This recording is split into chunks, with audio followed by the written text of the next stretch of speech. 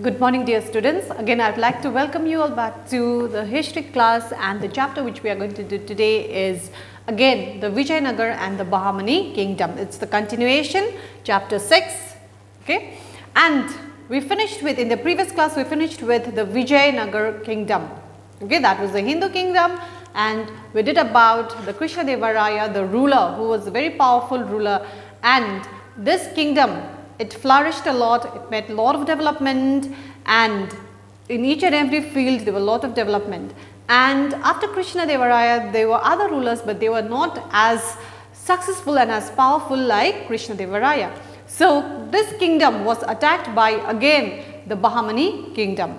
Okay, so then what happened? This kingdom was defeated by the Bahamani kingdom, and this kingdom then declined. Then we started with this Bahamani kingdom. Again Bahamani kingdom, it was founded by whom? Again it was in the Deccan. Okay, the Vijaynagar kingdom and the Bahamani kingdom were, these two kingdoms were the kingdoms in the Deccan. Deccan means towards the south of India. And now the Bahamani kingdom was founded by Hasan Gangu. Okay, Hasan Gangu, his name, he got the title of Alauddin Bahman Shah. Then this was again a Muslim kingdom. As Vijaynagar kingdom was a Hindu kingdom, then Bahamani kingdom was a Muslim kingdom. It was under the powerful Muslim rulers. Then this Bahaman kingdom, okay, this Bahaman kingdom was, now it started to break up, and it started breaking up under the ruler of incompetent, the rulers were very incompetent, they were not capable rulers. And because of this, it split into 5 kingdoms, okay, Muslim kingdoms, that is Bijapur, Golconda, Ahmednagar, Bidar and Berar. Okay. Then the kingdoms, these kingdoms were also called the Deccan Sultanate. Then after the war with Vijaynagar kingdom, what happened? The Bahamani rulers, they were continuously fighting war with the Vijaynagar kingdom, and this was the main cause for this conflict or war between the Vijaynagar kingdom and the Bahamani kingdom was the Raichur Doab, because this Doab is a land between 2 rivers. So this was very fertile region, and both the kingdoms wanted to control this region. Okay, so that's the reason why there was a war between these 2 kingdoms, and this war was known as the Battle of Talai Kota. Okay, so this is what we did in the previous class. Now today I am going to start with the different rulers of the Bahamani kingdom. First is Bahman Shah, Bahaman, Bahman Shah. So Bahman Shah, he was also known as Bahman Shah, then Alauddin Bahman Shah. He was the first Bahamani ruler, and he expanded the kingdom by conquering Bidar, Malkand, Dabhol, Goa, Kolhapur and parts of Telangana. He ruled for how many years? 9 years. So he ruled for 9 years. He was a benevolent ruler. That means he was very good, and his people liked him a lot. He was a very good ruler. After him was Firoshawa, Firozshah. Firoshawa. He is considered an important ruler of the Bahamani dynasty. He is also one of the important ruler of the Bahamani dynasty, and he ruled for 25 years. He expanded the kingdom and even succeeded in conquering the Raichur Doab from the Vijaynagar kingdom. So Raichur Doab was controlled or captured from the Vijaynagar kingdom by Firoshawa. But in a subsequent war, he lost the Doab to the Vijaynagar ruler. Again, in the next war again, he lost this Raichur Doab. Firoshawa was a man of scholarly tastes. He was a poet and knew many languages such as Persian, Arabic, Turkish, Telugu, Kannada and Marathi. So he knew all these languages. He respected all religion and employed Hindus in his court. So he had respect for all the religion. After him, after Firoshawa, another ruler, another important, now this ruler which we are going to do now is very, very important, Mohammed Govan, A-H-U-M-A-D, Mohammed, Mohammed Govan, M-A-H-M-A-D, Mohammed Govan, G-A-W-A-N, okay, Mohammed Govan. So, Mohammed Govan, he was a Persian merchant, he was a trader, he was just a merchant before, and he held important posts under 3 successive Bahamani rulers. So, under the 3 Bahamani rulers, okay, his post was very, very important. He became the prime minister of Bahamani ruler Mohammed III, and whom he taught as a young boy. So, Mohammed Govan, his post was very, very important in the Bahamani kingdom. He was under the 3 successive rulers, and he also became the prime minister of Mohammed III, and Mohammed III, he had taught a lot to Mohammed III when Mohammed III was very, very young. Gawan was an able administrator and a skilled general.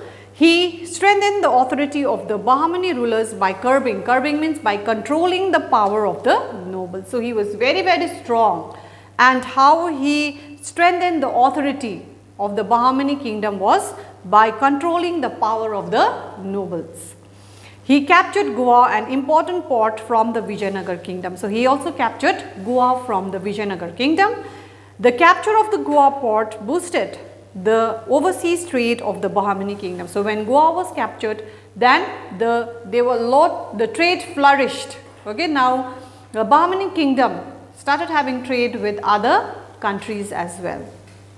Gawan was well versed in Persian language and mathematics. So, he was well versed in Persian language and also mathematics. He was a great patron of art. He encouraged education in building a grand madrasa in Bidar and providing donations to poor students. So, he also encouraged education. He also built madrasa. Madrasa means the Muslim education center, and he provided donation, okay, to the poor students. The Bahamani kingdom reached the height of its glory during the prime ministership of Mohammed Govan. So, when Mohammed Govan was the prime minister, this Bahamani kingdom reached its height of glory. It flourished a lot and developed a lot. Now, Deccani Pardesi nobles. Now, what is this? Deccani Pardesi, okay, D-E-C-C-A-N-I, Pardesi, P-A-R-D-E-S-I, Pardesi nobles. Who were they? So, now, in the court of this Bahamani rulers, there were 2 groups of nobles. So, one noble was known as Deccani and the other was the Pardesi. So, Deccanis, they were the people from Deccan, okay, the local people, and Pardesis, they were foreign nobles. Okay, so Deccani was the nobles from Deccan itself, the local nobles, and Pardesis were foreign nobles, those who came from outside. There was a continuous rivalry between these 2 groups of supremacy. So, these 2 groups were continuously, there were a lot of conflict between these 2 groups. Gawan tried his best to end this rivalry and to bring 2 groups of nobles closer, but he failed to do so. The Deccani nobles considered Gawan as a Pardesi. So, this Deccani nobles who were the local, they thought that Gawan was a Pardesi. He was not from Deccan, he came from outside. Okay. And for them, he was an eyesore because of his strong influence over the Sultan. Eyesore means they hated the nobles. Okay, the Deccani nobles hated Gawan, and because he was very close to the Sultan, the ruler, the king. They hatched a conspiracy to get rid of him. Now they started to plan to get rid of him. They convinced Sultan Mohammed III that Gawan was planning to overthrow him. So, what they convinced the Sultan, the ruler, was that Gawan was trying to overthrow him, okay, that remove him from the throne. Okay. So, Gawan, now this Deccani nobles did not like Gawan, Mohammed Gawan, and they went to the Sultan and told him that Gawan was trying to throw him, okay, overthrow him. So, immediately after hearing this, what did the Sultan do? Beheaded Gawan. So, Gawan was beheaded, okay, and later Sultan realized that he had made a mistake and Gawan was innocent. Clear till here? So, next is the decline of the Bahamanis. So, what were the reasons for the decline of the Bahamani? After the death of Gawan in 1492, so in 1492 Mohammed Govan died. The Bahamani kingdom began to decline due to these several reasons. So, after Gawan died, what happened? The Bahamani kingdom also, it came to an end. It witnessed a succession of incompetent sultans who were pleasure seekers. So, those who became the next ruler, the rulers, okay, the successors were not very powerful. They were just pleasure loving and they were not capable. The continuing rivalry between the Deccani and the Pardesi nobles further weakened the administration. Again, between these two nobles, Deccani and Pardesi nobles, they were every time conflict, and this made the kingdom very, very weak. The Bahamanis' continuous war with the Vijaynagar kingdom also affected the administration. So, again another war was between the Vijaynagar kingdom. So, Bahamani kingdom was always fighting war with Vijayanagar kingdom, and this also made the kingdom very weak.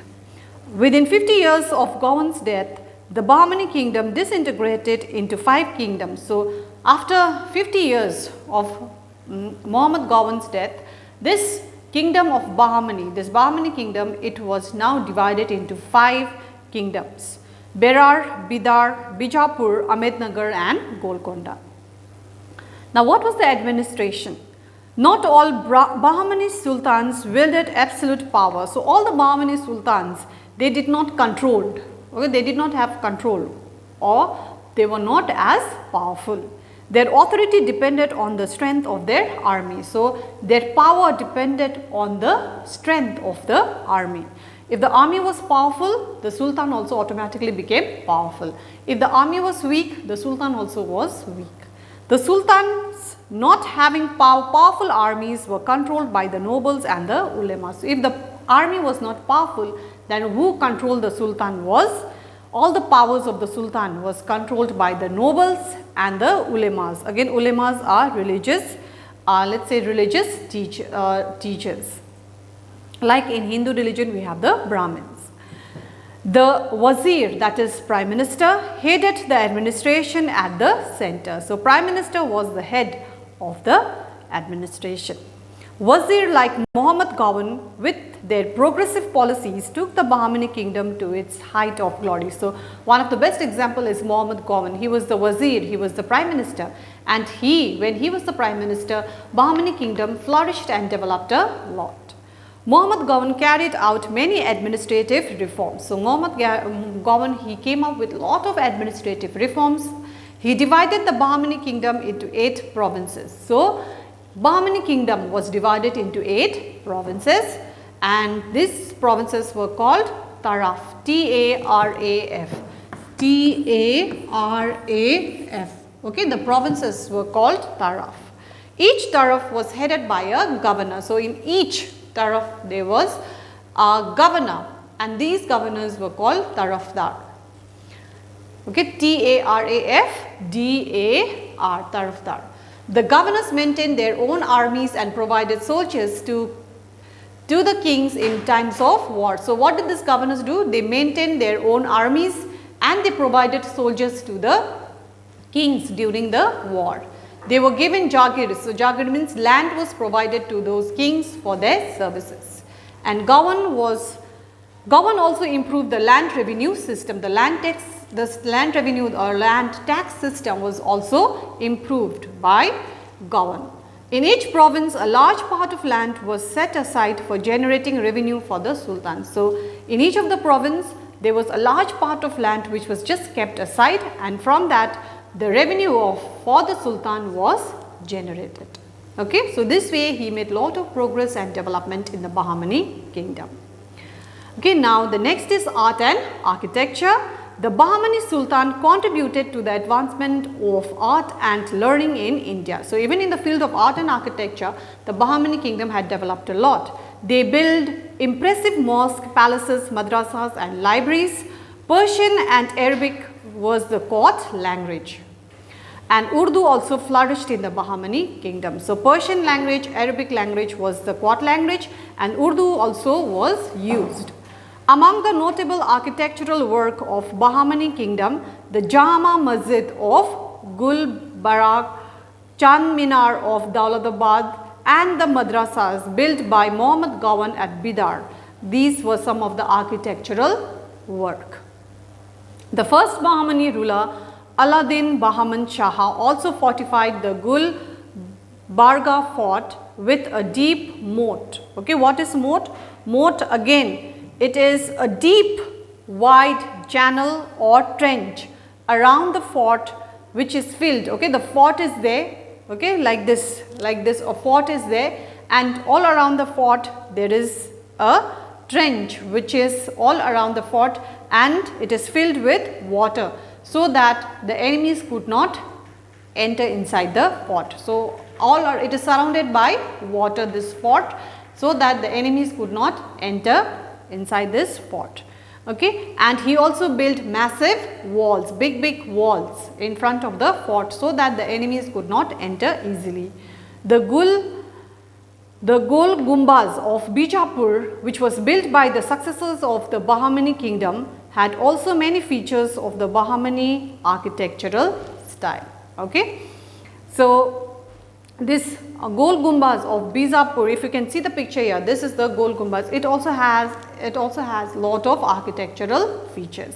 So, the Gol Gumbaz is the mausoleum built by, so this is, can you see this? This is the Gol Gumbaz which is built by Muhammad Adil Shah II, the ruler of Bijapur, and it was built by the Sultan in 1660 AD to be used as his own tomb. After he died, his body was kept inside this. The Gol Gumbaz means the round dome. If you can see here, the round dome, this type. And it is the second largest dome in the world. The architectural feature of this historic structure are as follows. So, these are the architectural structure. Its dome has an external diameter of 43.2 meters and it's supported by a combination of intersecting arches. If you can see here, inside this it has like this arches, intersecting like this arches. And the large hemispherical central dome is balanced by tall tapering minarets at each corner. Can you see this large dome? Yes. So, it is again balanced by what? Minaret at each corner. Okay, it has minarets, tall minarets at each corner, and this is how this big dome is balanced. Each minaret or tower has 7 stories. So, each minaret, it has how many stories? Like this, 7 stories with a small dome at its top. You can see here. Okay. Then there is a gallery 33 meters above the pavement from which the dome rises. The echo of the whisper made from one corner of the gallery is heard clearly at the opposite corner. So, it is said that if you whisper in this corner, then the whisper could be heard in the other side of the corner of this gallery. So, because of this, this gallery is called the Whispering Gallery. The death of Mohammed Govan in 1481. So, after the death of Mohammed Govan in 1481, unmarked the decline of the Bahamani kingdom. So, in 1481, now slowly what happened, this Bahamani kingdom, it declined. The governors declared their independence, and eventually with the arrival of the Mughals, the kingdom also absorbed into the Mughal empire. So, after the death of Mohammed Govan, then this Bahamani kingdom also started to decline, and slowly now after it declined, then the governors also, they declared their independence, and there were 5 independent kingdoms, okay, which emerged from this Bahamani kingdom. And with the arrival of the Mughal kingdom, then what happened? This Bahamani kingdom was now under the control of the Mughal empire. Okay. So, with this we have come to the end of this chapter, the Bahamani kingdom. So, we finished with the Vijaynagar and the Bahamani kingdom. Okay. Thank you.